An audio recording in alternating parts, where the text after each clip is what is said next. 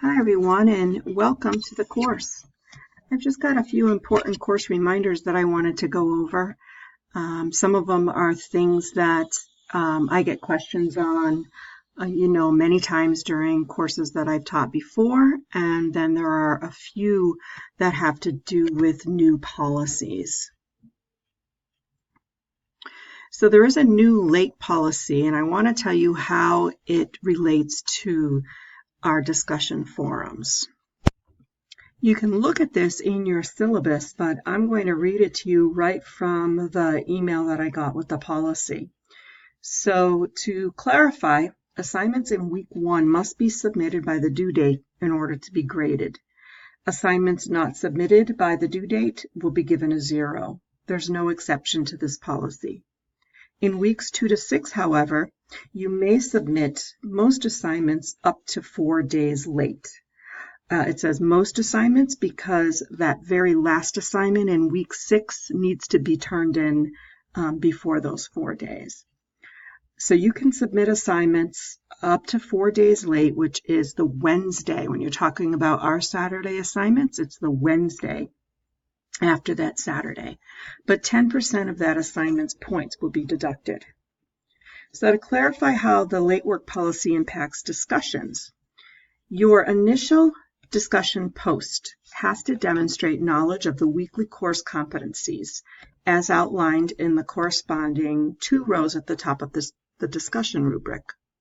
So these initial discussion posts have to be submitted by Thursday at 11:59. If they're submitted after that, they're not going to count toward grades.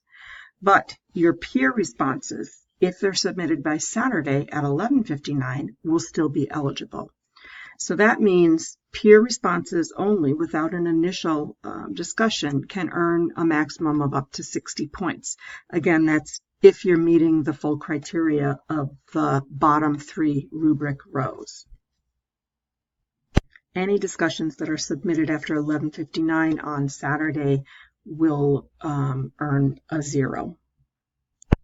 The thinking behind not allowing any late work in week 1 is to ensure that, because these are such accelerated courses, to ensure that you guys don't fall behind from the very beginning.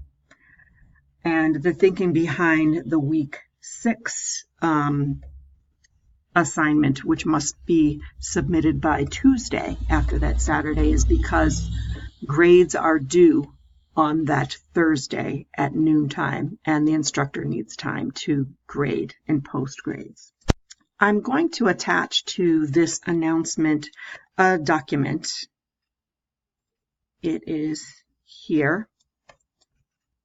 I am currently in a postmaster's certificate course in which the instructor, the professor for that course, uses this synthesis map for us.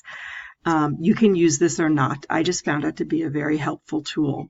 So what you would do is you would write down your sources here, whether it be your readings from the textbook, your readings from articles, any videos that you watched. You can keep track of main ideas that you got from these articles. And then over here, you can put any questions that you have, any ideas, responses, any connections that you made between the readings and the discussion question and or the assignment. Again, you can use it or you don't need to. It's up to you. This is just a reminder to read carefully all discussion and assignment directions and be sure to look at all of the rubrics. The rubrics are there for you, as they're there for instructors to grade, but they're there for you to know how your grading is done and how much each criteria is weighed in the grading process. Look at what the discussion criteria is. You must, in your initial post, use at least 2 references in APA formatting. I need to be able to see the citations where you got that information from. And in your subsequent discussion posts to other students, there needs to be at least 1 reference. And again, I need to see a citation so I know where in your discussion question that reference came from.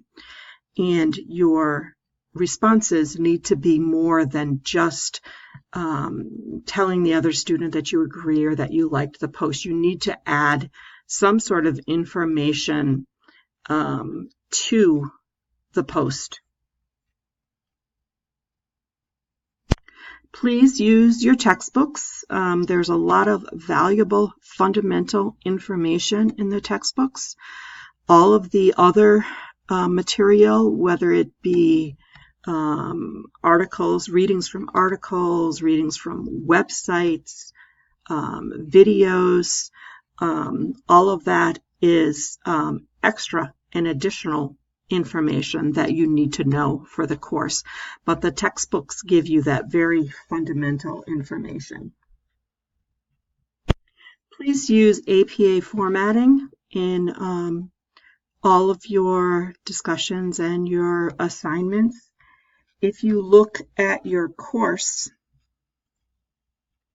here it is here. There's a lot of valuable information on APA formatting and on writing. Here's information for tutoring and homework help. This is really good to look at to be able to tell if you're plagiarizing and what needs citations and what doesn't need citations. Here's an APA formatting guide. Very, very good. If you click on it, it's going to take you to this Purdue OWL website, and you're going to be able to look at APA style introduction. There's a guide. You can look at citations, general writing, anything that you really need to know. There's also, if you wanted to, a book that you can purchase on APA formatting.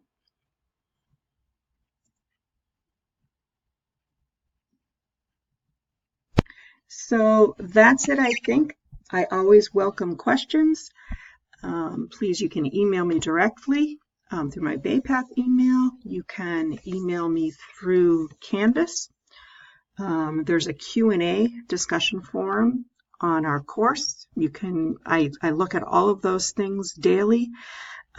So email me if you have any questions. I do tend to participate in the discussions, so I will be discussing along with you, asking questions, adding information, and so I will see all of you ladies online. Take care.